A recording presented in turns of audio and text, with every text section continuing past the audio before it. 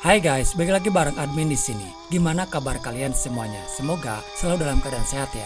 Buat yang suka film horor-horor, kalian tidak salah memilih channel ini menjadi salah satu channel yang kalian harus subscribe. Karena channel ini hanya dikhususkan untuk membahas konten-konten film horor supernatural terbaru, terupdate, dan terseram tentunya. Oke guys, untuk menemani waktu luang kalian, Mimin punya film terbaru yang berjudul From Black, rilisan tahun 2023. Dan sebelum lanjut, alangkah baiknya gunakan headset kalian agar atmosfer horornya lebih berasa. Di awal cerita, seorang polisi yang mendatangi sebuah rumah karena sebelumnya pihak polisi mendapati aduan laporan via telepon dari seorang wanita. Dari suara si penelepon yang terbata-bata seperti orang yang sangat ketakutan, dia meminta untuk seseorang datang ke rumahnya. Salah satu polisi wanita bernama Angelina langsung ditugaskan untuk mendatangi dan melihat keadaan di sana. Sesampainya di sana, Angelina hanya melihat rumah kosong tanpa ada penghuni dengan kondisi keadaan rumah yang sudah berantakan. Tapi ada sesuatu yang janggal di mana di sana dia menemukan ada sebuah lingkaran berbentuk simbol-simbol aneh. Terlihat seperti bekas tempat orang yang sedang melakukan ritual setan. Angelina curiga ke salah satu kamar yang tertutup. Dan saat dia membuka pintu kamar, betapa mengerikannya kondisi keadaan di dalam kamar itu. Sudah banyak bersimbah darah dan wanita si penelpon itu juga ditemukan di sana. Pihak polisi masih menyelidiki apa yang sebenarnya terjadi kepada wanita itu yang diketahui bernama Cora Lauren. Karena percikan darah yang ada di kamar bukanlah darahnya Cora. Kasus yang terjadi kepada Cora diambil alih langsung oleh Deputi Angelina. Dia sebagai salah satu pimpinan polisi di daerah itu.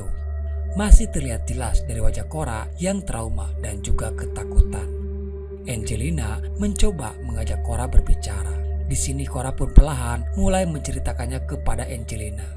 Selama ini ternyata Cora masih berharap soal anaknya yang hilang bisa kembali lagi. Padahal kasus anak Cora yang hilang sudah terjadi pada 7 tahun yang lalu. Lalu di sini cerita kembali ke awal saat tragedi anak Cora yang hilang. Bahkan Angelina pun saat itu terlibat dalam pencarian anak Cora di dalam hutan. Namun sayang, berbagai cara sudah dilakukan, tapi anaknya tak pernah bisa ditemukan kembali. Bisa dipastikan anaknya Cora sudah menghilang tanpa diketahui jejaknya. Hilangnya anak Cora terbilang misterius karena tidak meninggalkan jejak sama sekali. Sejak kejadian itu, hidup Cora menjadi hancur berantakan. Cora tak lagi mempunyai semangat hidup. Rasa sakit atas kehilangan anaknya dia lampiaskan dengan makan barang-barang haram. Tapi seiring berjalannya waktu, Cora pun sempat ingin terlepas dari keterpurukannya. Dia mencoba mengikuti terapi bersama orang-orang yang sependeritaan dengan Cora. Mencoba terbuka dan berbagi bersama orang lain. Tapi ternyata itu tidak berdampak sama sekali. Cora menganggap itu hanya sebagai ajang untuk membohongi diri sendiri. Luka yang dia rasakan hanya bisa sembuh jika anaknya bisa kembali lagi. Sampai suatu ketika Cora tak sengaja bertemu dengan salah satu orang yang ada dalam komunitas orang-orang yang mengalami trauma seperti Cora. Setelah beberapa kali mereka bertemu, Abel lalu mencoba memberikan sebuah solusi dan menawarkan kepada Cora sesuatu yang sebenarnya tak masuk di akal. Dia menawarkan untuk Cora bisa melihat kembali anaknya dengan cara melakukan ritual pemanggilan arwah atau sejenisnya. Abel tidak sedang bercanda. Apa yang dia tawarkan memang sudah terbukti. Untuk meyakinkan Cora, Abel juga bercerita kalau putrinya yang dulu hilang kini sudah kembali lagi. Namun apapun yang Abel katakan tidak membuat Cora percaya begitu saja.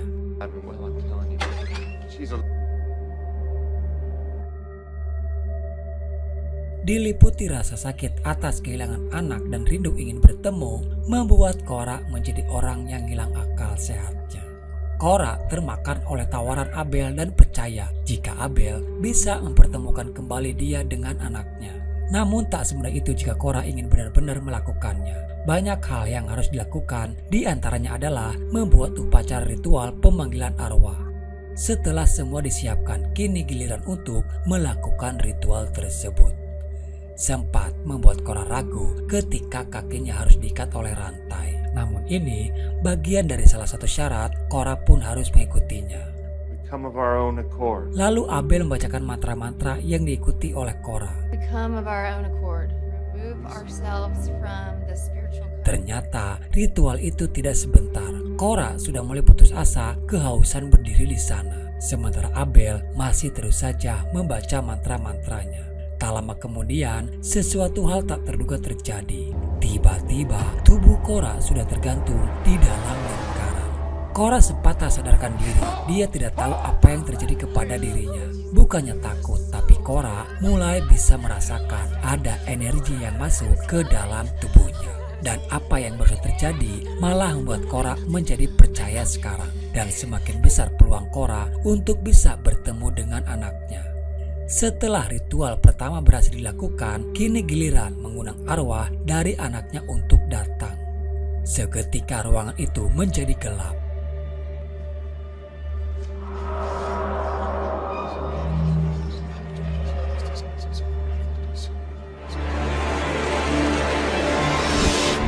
Ritual mereka terganggu ketika Wat, pria tetangganya Korah, datang. Hampir terjadi keributan ketika Wat melihat ternyata ada seorang pria di dalam rumah Korah. Wat sebenarnya bukan siapa-siapa Korah. Dia hanya merasa cemburu saja ketika ada orang lain di sana. Tapi semuanya bisa terkendali ketika Korah melabrak dan mengancam Wat. Ritual dilanjutkan kembali. Korah belum sadar apa yang dia lakukan sebenarnya adalah meminta bantuan kepada iblis. Korah belum tahu konsekuensi apa yang dia tanggung nanti karena sudah bersekutu dengan iblis. Setelah beberapa saat dan akhirnya Korah benar-benar diperlihatkan kembali anaknya ada di sana. Namun dari arah belakang terlihat ada sesuatu yang memegang pundaknya.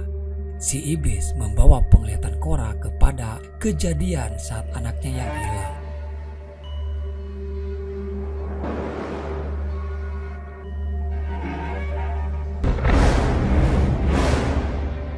Noah hilang karena ternyata diculik oleh seorang pria tua.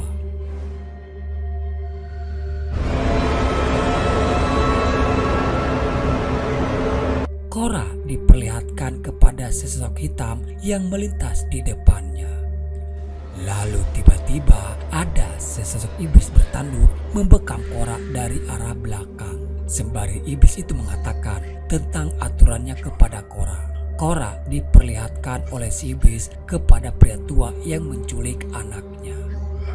Sampai pada saat itu, Korah belum benar-benar bisa bertemu dengan anaknya. Penglihatan tentang anaknya semata-mata untuk meyakinkan Korah bahwa janji iblis untuk mempertemukan dia dengan anaknya itu beneran akan terjadi. Di sini masih banyak tahapan-tahapan yang Korah harus lalui. Ritual untuk kesekian kalinya pun dilakukan kembali. Namun kali ini Abel meminta apapun yang terjadi, Korah harus tetap berada di dalam lingkaran. Karena itu demi kebaikan mereka bersama. Kini giliran Abel yang diikat dan Korah yang membacakan mantra-mantranya. Tak butuh waktu lama bagi iblis datang. Abel yang mulai bertingkah aneh membuat Korah menjadi sangat ketakutan. Dan sialnya Korah malah keluar dari dalam lingkaran. Ternyata si iblis itu keluar dari dalam mulut Abel. Setelah suasana kembali tenang, Korah kembali masuk. Terlihat kini Abel yang masih tergeletak di sana. Dan tiba-tiba Abel bangkit kembali melepaskan ikatan rantainya. Dengan tenaga yang masih tersisa, Abel mencoba mendekati Korah. Namun tak diduga ada yang menarik Abel. Kini tinggal Korah sendirian dan tak lama si iblis itu muncul di belakang Korah. Iblis masih menawarkan kepada Korah untuk mempertemukan Korah dengan anaknya. Korah yang sudah terlanjur mengiyakan perkataan dari si iblis kalau dirinya masih menginginkan untuk bertemu dengan Noah anaknya, apapun resikonya. Si iblis meminta Korah untuk mengorbankan seekor kambing sebagai sesembahan. Dan permintaan itu pun Korah kabulkan dengan mudah.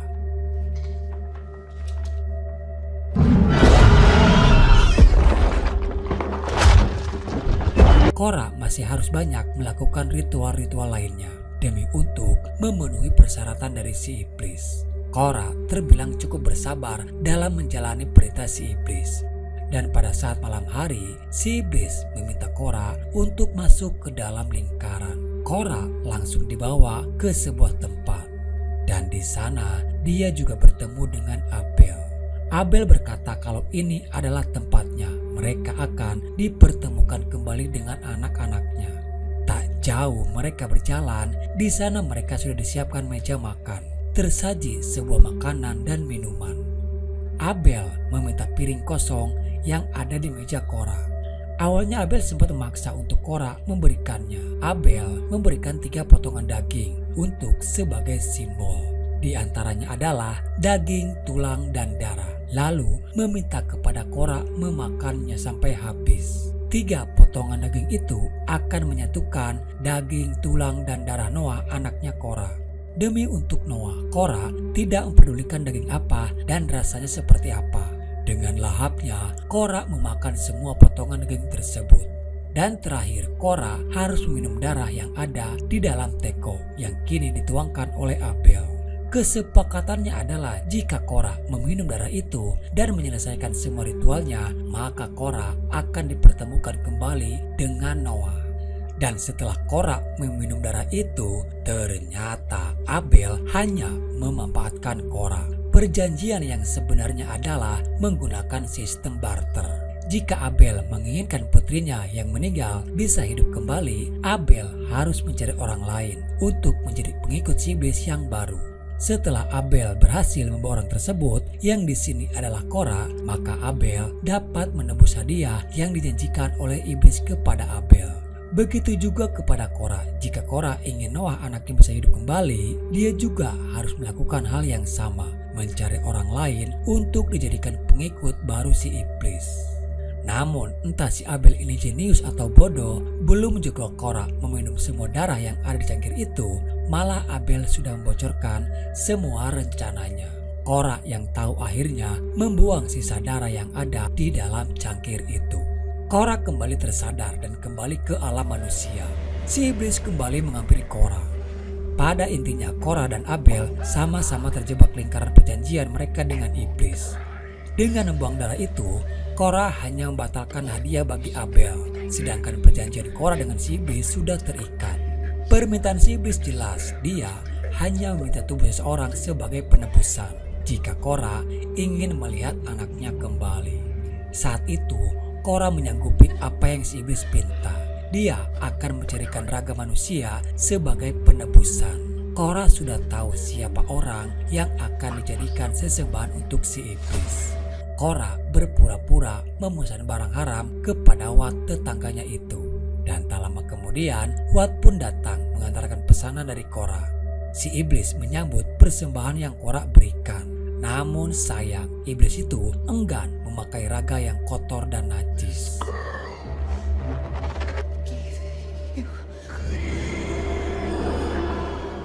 Tak ada yang bisa Korah perbuat lagi selain dia kini mencoba melarikan diri dan membentengi diri dengan serbuk suci agar si iblis tak bisa mendekatinya. Di saat itulah Korah mencoba menghubungi panggilan darurat 911 dan dia berhasil dibawa keluar dari sana. Namun kemanapun Korah berada, si iblis akan terus mengikuti Korah karena walau bagaimanapun Korah sudah terikat perjanjian dengan iblis. Tak mudah bagi Korah untuk bisa lepas begitu saja dari genggaman si iblis. Sementara Angelina yang sudah mendengar semua cerita dari Korah, dia kembali ke rumah itu lagi. Dan setelah dia menyelidiki ke semua ruangan, Angelina curiga kepada salah satu lemari yang tertutup. Dan saat dia membukanya, betapa terkejutnya dia karena Noah anaknya Korah ada di dalam sana. Entah itu hanya jebakan iblis atau si iblis memang benar menepati janjinya untuk menghidupkan kembali Noah dan ditukar dengan Korah sendiri yang kini dibawa oleh si iblis. Lalu di sini film pun selesai. Oke guys, jadi itulah alur cerita filmnya. Untuk sekedar mengisi kekosongan, film ini layak untuk kalian tonton guys. Di sini Mimin akan mencoba memberi pandangan terhadap film ini. Seperti biasa, sesering apapun kita diperingati, bahkan mungkin hampir tiap detik, untuk orang-orang selalu berhati-hati kepada iblis. Namun pada fakta di lapangan, angka orang tergoda oleh godaan iblis justru malah semakin meningkat tajam. Makin hari malah makin banyak orang edan di muka bumi ini. Tapi dari sekian banyak dosa yang manusia lakukan, satu yang harus benar-benar dijaga, yaitu adalah akidah, iman. Jangan sampai akidah kita tergadai oleh hal apapun, karena hanya itu yang bisa menyelamatkan kita nantinya. Oke, mungkin sampai di sini dulu ya ceritanya. Jangan lupa bahagia, sholat, makan, tidur. Sampai jumpa di video selanjutnya. Salam dari admin dan bye-bye.